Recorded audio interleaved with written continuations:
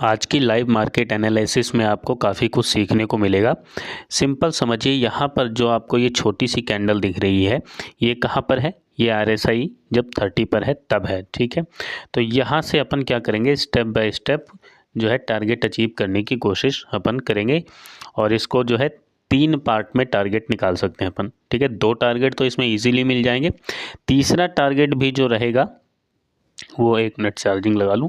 तीसरा टारगेट जो रहेगा ना, वो आप देखेंगे वो भी मिलेगा, लेकिन वो थोड़ा टाइम लगेगा। तो इसलिए तीसरे टारगेट के आसपास देखते हैं क्या बनता है।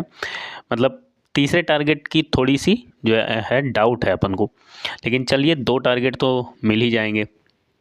कंप्लीट सिस्टम यहाँ पर ध्यान से समझते चलिए, कैसे टारगेट अपन अचीव करेंगे, ठीक है। और कैसे जो है यहाँ पे फर्स्ट टारगेट, सेकंड टारगेट और थर्ड टारगेट।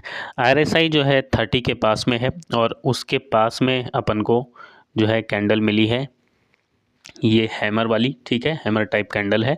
तो इस कैंडल के हाई ब्रेक होने पे जो है अपन एंट्री इसमें बना सकते हैं। यही एनालिसिस है, बिल्कुल सिंपल है। 3 टारगेट अपन लेंगे, ठीक है, ये अपन ने डिसाइड किया है। तो 2 टारगेट कौन कौन से और 3 टारगेट कौन कौन से? पहला टारगेट तो ये जो पहला रेजिस्टेंस है यहाँ पर समझ लीजिए, ये वाला रहेगा हमारा पहला टारगेट, ठीक है, ये पॉइंट, क्योंकि ये पहला रेजिस्टेंस है। और दूसरा टारगेट जो है ये दूसरा हाई रहेगा, ठीक है। तो यहाँ पर भी एक लाइन प्लॉट कर लेते हैं, ये रहेगा दूसरा टारगेट। और तीसरा टारगेट ये वाला एरिया, इसको अपन कंसिडर करके चल रहे हैं, ठीक है। तो ये 3 टारगेट रहेगा, ठीक है। इसमें लिख भी देते हैं ताकि जो है आपको समझने में आसानी रहे। तो ये हमारा हो जाएगा यहाँ पे, ये पहली लाइन पे हो गया फर्स्ट टारगेट, ठीक है, फर्स्ट और टारगेट, ठीक है। देखो, अगर सीखना है ना चीज़ों को, तो सीखने के लिए जो है आपको टाइम देना पड़ेगा, ठीक है। बिना टाइम दिए आपको सीख नहीं सकते, और टाइम अगर लगाओगे तो सीख जाओगे, और सीखने में टाइम लगाओगे, ठीक है। ये हो गया सेकंड टारगेट। और सेकंड टारगेट के बाद में अपन क्या करेंगे, एक जो है थर्ड टारगेट रखेंगे, ठीक है। तीसरी लाइन पे लिख देते हैं थर्ड टारगेट। वैसे लिखने की ज़रूरत ही नहीं है, लाइन लगाइए तो आपको समझ में आ ही गया होगा कि तीसरा टारगेट कहाँ पर है। और स्टॉप लॉस को ट्रेल करना भी ज़रूरी होता है, ठीक है। सिंपल है। आप शाम को एक वीडियो आपके लिए अपलोड करेंगे, उसको देखना। उसमें आपको सेटअप बताए हुए हैं, लगभग 4-5 सेटअप आपको 30 स्ट्रेटजी का जो सेकंड पार्ट है वो आपको मिल जाएगा, ठीक है। और 30 स्ट्रेटजी मतलब देखो, पुरानी जितनी भी चीज़ें हैं ना, सपोर्ट, रेजिस्टेंस, ट्रेंड लाइन, वो सब आप वर्क नहीं करती हैं, ये आप भी जानते होंगे अगर ईमानदारी से मार्केट में मेहनत कर रहे हैं, लर्निंग कर रहे हैं। पुरानी चीज़ें जितनी भी हैं, चार्ट पैटर्न देखो दिखाया जाता है, ठीक है। आपका एसएल काटने के बाद मार्केट जो है अपसाइड चली जाएगी, ठीक है। एंट्री मतलब जहां बनाओगे, चार्ट पैटर्न हो गया या सपोर्ट रेजिस्टेंस हो गया, सपोर्ट रेजिस्टेंस पे ब्रेकआउट देगी, फेक ब्रेकआउट। मतलब देखो सिंपल, ऐसा होता क्यों है कि जो लोग हैं, ऑपरेटर हैं, वो भी तो देख रहे हैं, दुनिया एक ही चार्ट पैटर्न पर ट्रेड कर रही है अगर, तो वो कैसे वर्क करेगी, ठीक है। मतलब वो सभी को पता है ना, किताबें छाप दी हैं, गूगल पर सर्च कर लो, यूट्यूब पर सर्च कर लो, वही चार्ट पैटर्न आपको हर जगह मिलते हैं। तो अब जो है ऑडियंस जितना ज़्यादा सीख रही है, तो ऑपरेटर मूर्ख थोड़ी हैं, सिंपल बात ये है। मतलब इन शॉर्ट अगर बात करें तो पुरानी चीज़ें अब वर्क नहीं करती हैं, अब आपको नई चीज़ें सीखनी पड़ेंगी, ठीक है, नए पैटर्न सीखने पड़ेंगे। ये तो बिल्कुल सिंपल है। देखो, जितना चीज़ों को सिंपल रखोगे उतनी ही चीज़ें बेहतर काम करती हैं, बस, ठीक है। तो जितना सिंपल रखोगे उतना बेहतर काम करेगा, और जितना नया रखोगे, और नया कब तक, जब तक वो प्राइवेट है तब तक वो नया रहेगा, और जो चीज़ें पब्लिक में आ गई वो नई थोड़ी रह जाती हैं, ठीक है।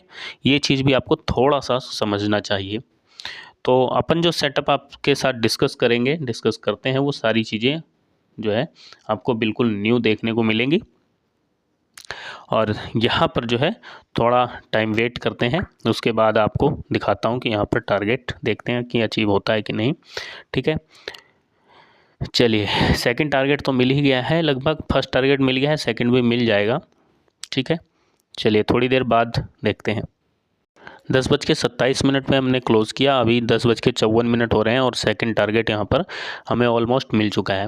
ठीक है, तो सेकंड टारगेट 10:54 के आसपास हमें मिलने वाला है और इसमें सेकंड टारगेट हमें मिल चुका है। ठीक है, अब थर्ड टारगेट का वेट करना है, तो थर्ड टारगेट के लिए भी इंतज़ार करते हैं और उसके बाद देखते हैं कि तीसरा टारगेट कब मिलेगा। अभी 11:14 हो चुके हैं और तीसरा टारगेट आई थिंक इस कैंडल में मिल जाना चाहिए। देखते हैं, मिल गया तो ठीक है, नहीं तो कोई दिक्कत नहीं है। आपको सीखने को तो काफ़ी कुछ मिला होगा। इसमें एक ही लॉजिक सीख लीजिए सिंपल, कि अगर आप देखिए सेटअप, आपको बता देता हूँ ये किस सेटअप पे ट्रेड लिया है।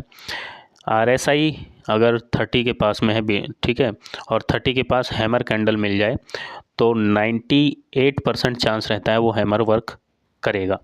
ठीक है, आप इसको प्रैक्टिस करके देखिए, बैक टेस्ट करके देखिए, उसके बाद जो रिजल्ट रहता है कमेंट बॉक्स में आकर ज़रूर बताइए। सिंपल एक बार फिर से स्ट्रेटजी समझ लीजिए। RSI अगर 30 के पास है और वहाँ पर हैमर कैंडल मिल जाती है तो वो वर्क करने की, देखो हैमर हर जगह आप देखोगे, उससे कोई फ़ायदा नहीं होगा। ठीक है, बाकी आपकी अपनी ऑब्जर्वेशन है, ये हमारी ऑब्जर्वेशन है तो हमने आपके साथ शेयर की, आपको बता दी। आपकी अपनी ऑब्जर्वेशन कुछ और हो सकती है। ठीक है, या 70+ रहता है, ठीक है, वहाँ पे भी बुलिश चीज़ें काम करती हैं। अब यहाँ से इसको करना पड़ेगा एग्ज़िट, क्योंकि एग्जैक्ट टारगेट के पास बहुत मुश्किल है जाना, और अगर बहुत टाइम लेके जाएगी तो कोई फ़ायदा होगा नहीं। ठीक है, तो यहाँ पर स्टॉप लॉस जो है ट्रेल करवा लेते हैं एक बार। स्टॉप लॉस को ट्रेल जो है करवा लेते हैं और यहाँ पे SL जो है एग्ज़िट। चलिए यहाँ पर बुक कर लेते हैं। बुक करने के पीछे देखो लॉजिक ये है कि अगर ये इसी फ्लो में ये कैंडल निकाल देती फिर तो ठीक था।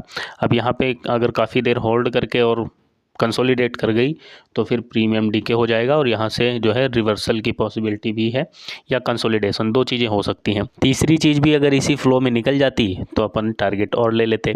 ठीक है, लेकिन नहीं निकली, अब यहाँ पर रुक रही है तो यहाँ पर अब बुक कर लिया। ठीक है, और यही बुक करना ही आई थिंक सेफ़ है। ठीक है, इतना जो टारगेट मिला है, स्टॉप लॉस छोटा है, उसके मुकाबले टारगेट काफ़ी अच्छा है ये। ठीक है, तो वीडियो देखने के लिए बहुत बहुत धन्यवाद, शुक्रिया।